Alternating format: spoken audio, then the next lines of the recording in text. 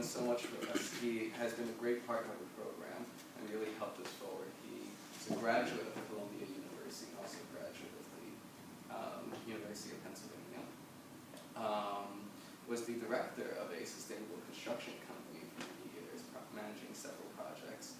Was, interestingly enough, also a karate champion for a long time. And now he stands before us as our Dean of Academic Advising to really provide some wise words of wisdom to the graduating class of Mandatory. So please join me in welcoming Dean Damon Radhouse.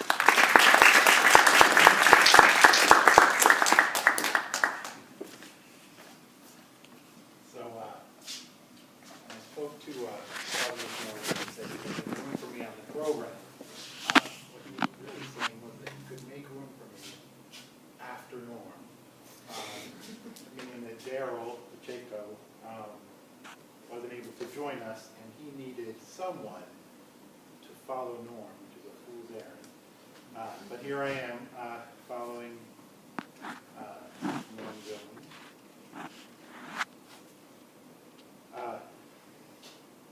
So I appreciate, though, the opportunity to speak with you, and I appreciate that you have made room for me.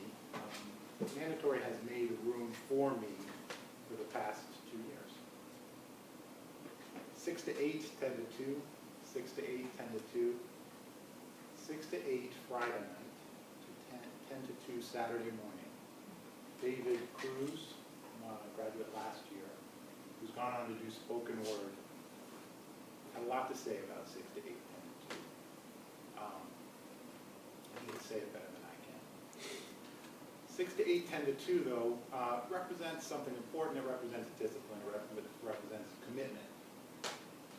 One of the things we've talked about in Mandatory is a story that Malcolm Gladwell tells about Bill Gates.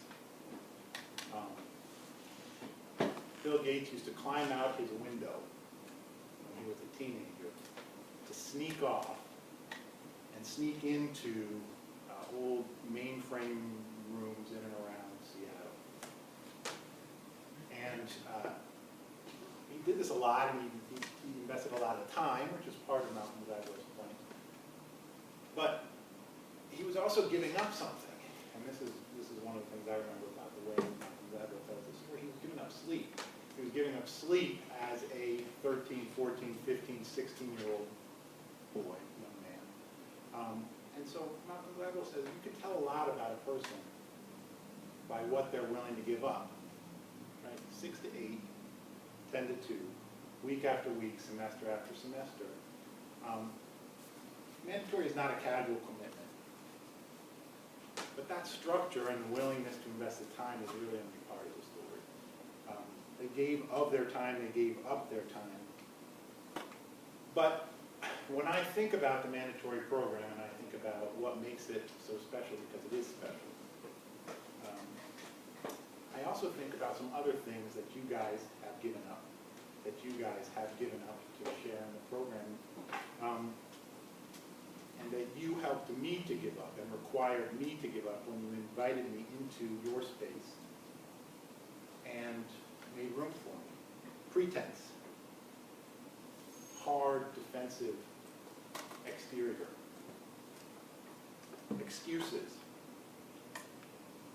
kind of a rough, stereotypical, masculine isolation.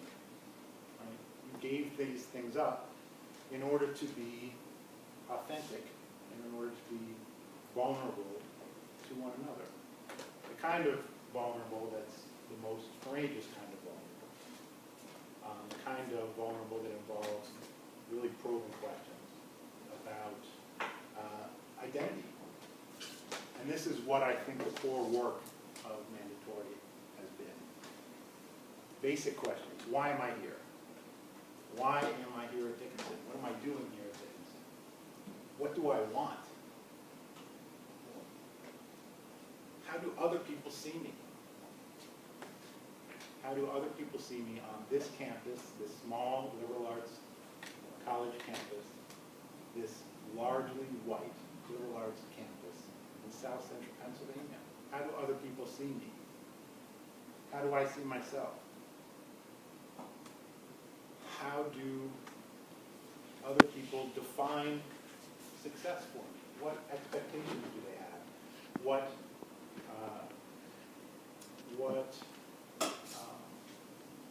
presuppositions do they think about me and my business here?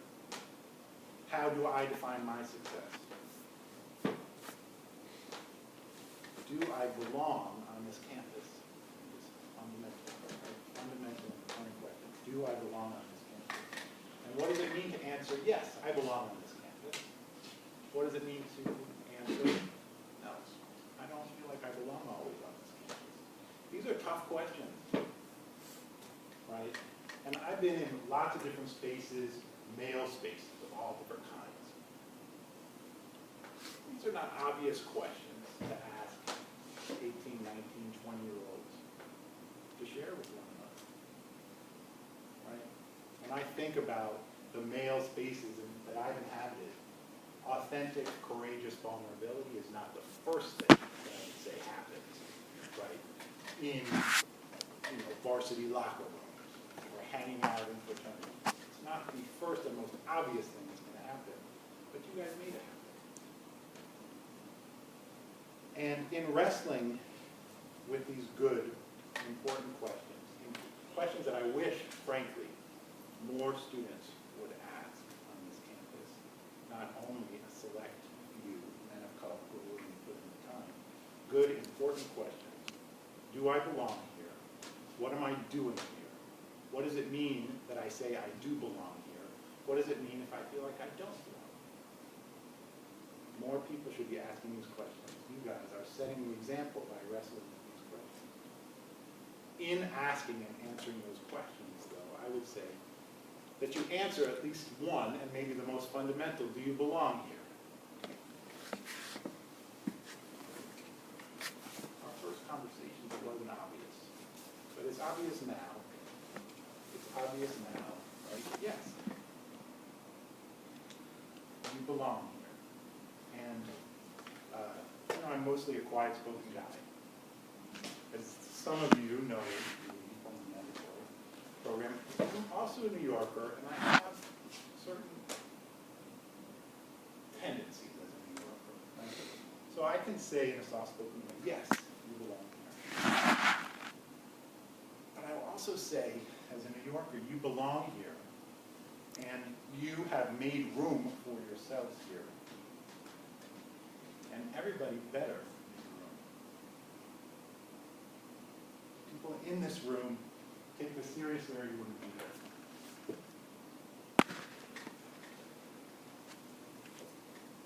So 6 to 8, 10 to 2.